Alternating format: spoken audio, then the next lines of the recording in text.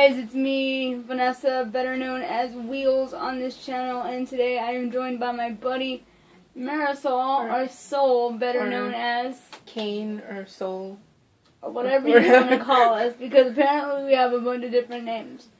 But hi for everyone who's watching, or whoever might watch this sometime in the near future. Today, essentially what we want to do for you is tell you guys a little bit about ourselves, and what we mean by that is to tell you, I should say, about our disabilities and how they've affected our everyday lives, how they've affected our lives in school when we used to go to school, how they still affect us today, what we've learned from them, all that good stuff. And we have a few questions that a few people sent in. We only got 3 questions, which was less than what we were hoping for. But we're going to try to still make the best of this video and ask each other questions that we might not know about each other. So, here we go. I'll go first. The disability that I've been diagnosed with is a disability called cerebral palsy. And that leads me into one of the first questions we got from my friend Matt Newcomer. He asked exactly what is cerebral palsy and how does one become diagnosed with cerebral palsy. Side note here, I also have scoliosis, and I'll be describing how that ties into cerebral palsy. For me, I was born with cerebral palsy. I was born, I believe, 4 months early. Sorry, I always have to do the math because I always forget. But I was born 4 months early. I was supposed to be born February of 92. But then I was born in October of 91. Apparently I wanted to come out to the world. And I didn't want to be in my mom's stomach anymore. I was like, screw this, man. Coming out. So I was born 4 months premature. When I was born, doctors told my mom that I had a 50-50 chance of living or dying. And apparently I got the good 50 because, hello, here I am blabbing to the internet. And when I was born, they had to keep me in the hospital all the way until I think December or January-ish. I was in the incubator. I was really small. Apparently I was so small that I fit in the palm of my mom's hand. And then that's when doctors told my mom that I was born with cerebral palsy. What cerebral palsy is a condition of the brain, and pretty much it affects the way my nervous system works. And as you know, the nervous system controls the messages that are sent to our whole body. Like, it tells your body to do this, tells your body to do that. And in my case, somehow my muscles were affected, leaving me unable to walk on my own. Yes, I can walk with the walker, but I cannot fully support myself on my own. So I can't walk, so I am wheelchair confined.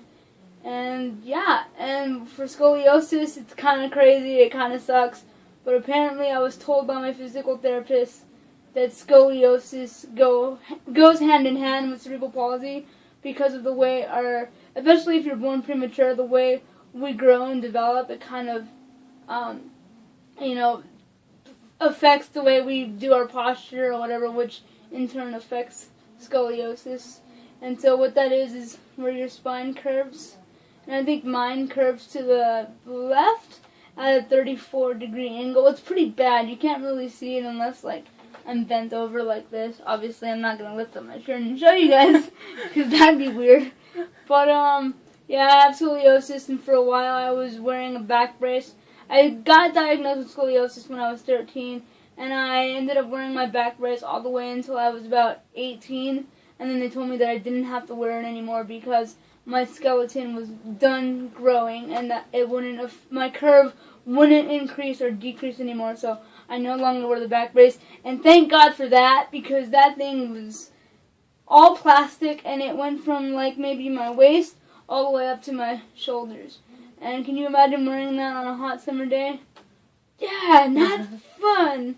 So yeah, that's my disability and how I got it and things like that. And so now it's Soul's turn. What are you diagnosed with? My diagnosis is panuveitis, and basically that's a subcategory of uveitis, basically that kind of it's kind of hard to explain. It it has a lot of different conditions, pretty much. You can get cataracts, low eye pressure, high eye pressure, uh, glaucoma, just blindness, just visual impairments, a lot of stuff. And basically, I have panuveitis, which is one of like the most the worst one, pretty much, because there's external uveitis, internal uveitis. Mine affects the entire like all the way back to my retina, and I can't see anything from my left eye. I can see only like 10% out of my right eye. And a lot of people actually think I was born blind, but I wasn't. I was born with like perfect vision. I was born perfectly healthy, and basically I started losing my sight when I was about 9. And then I was legally told I was legally blind when I was around 12. And I've had 7 surgeries ever since. That's pretty intense. I have one question for you before we move on to the questions that we actually... Well, I have several questions for you, but one that you reminded me because of what you said that I have before we move on to questions that got sent in by other people is, do you feel that your life would have been easier if you would have been born blind? Or do you think, like, does it bother you that, like, you once did have your sight and, you know, you don't have any, like, how's that made it harder, knowing that you had it before and you don't have it now, and do you think it would have been easier on you if you would have been born blind? I don't really think so, because I think one of the reasons it's easy for me, well, not that easy, but I know how certain things look is because I was able to see them when I was younger. And now, like, let's say my mom says, do you want, like, a water bottle? In my head, I imagine, like, a water bottle. Because you know what it looked like at one point. Yeah, and then, like, I don't know, I think it didn't happen all of a sudden. I just started, like, gradually losing sight.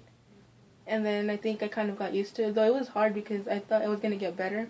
I thought it was kind of like a flu and it was just going to go away.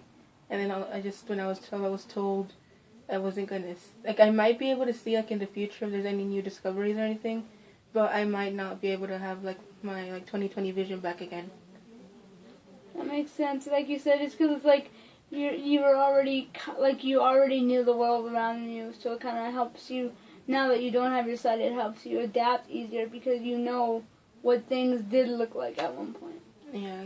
It's still hard, though, because sometimes I still do wish I could see, but I don't really remember how I used to see, because sometimes I see, like, the books I use, like, a magnifier to see them, and the letters are so small, sometimes it surprises me that people can see such small letters. How do people read this? I don't understand. Oh, that's funny. That makes sense, though. Well, I think I kind of got used to it, and I used to get sad about it, but now that I'm, like, older, I'm 20, it's, I think back on it, I'm like, if I didn't lose my sight, I might have not met people that I met. Like, you and I met because we were in adaptive PE together, and then